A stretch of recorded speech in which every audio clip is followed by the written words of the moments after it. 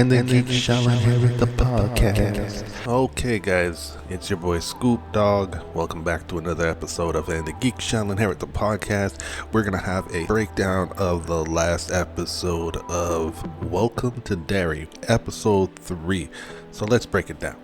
So first, Lily is out of Juniper Hill and she is ready to help Ronnie. She figures that, hey, I'm crazy if I do and I'm crazy if I don't, so I might as well tell the truth. Ronnie appreciates that. Now they have to figure out how are they going to show proof, because you just can't go ahead and tell the police that a monster did it.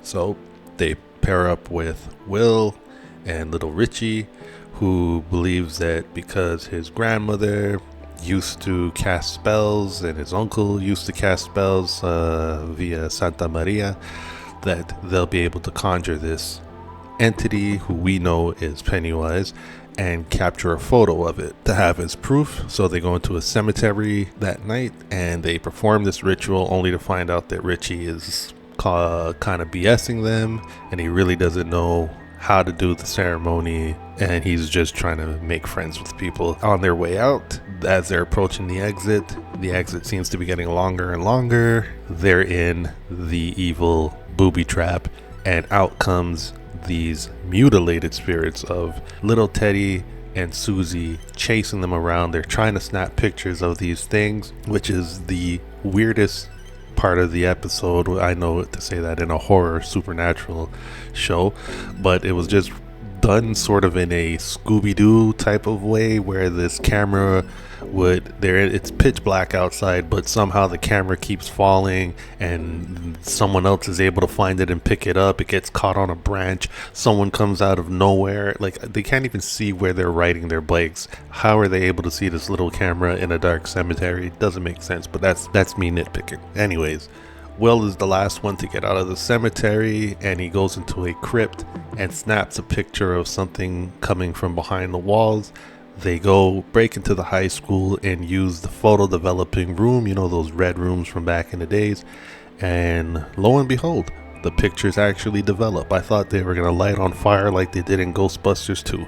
And the last picture they look at is the picture that Will took, and it is Pennywise lurking in the crypt.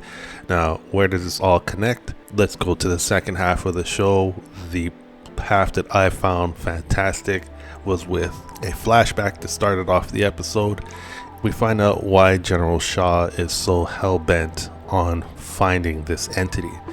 And we learned that as a kid, him and Rose, who is the native Indian lady who runs the antique shop in Derry, when they were both kids, they met after young Francis went to a circus freak show with his dad, and his dad won him this slingshot, and they went to buy water on the road from these little kids who were selling it, and Rose was one of these kids, and he didn't have enough to buy the bottle of water, so she took the slingshot instead. And then they became friends. They're playing in the fields, and then one day Will runs a little too far off and goes into the woods where they're not supposed to go. What's in the woods? You know how Pennywise feeds off of fear. He remembers something that scared this kid in the freak show, which was this one-eyed old man, creepy, decrepit old man, and takes its form and then starts chasing after him. That scene was very well done, the way the entity would keep popping up from different trees, from behind different trees. The girl comes to his rescue and uses the slingshot to hurt the entity and allows them to escape. And then what happens, which reconnects to the whole mythology of the It story in Derry, is that when you move away from Derry, as we saw in the original movies, that when you move away, your memories fade of everything that you experienced in Derry. So that's what happened to Francis Shaw. He moved away.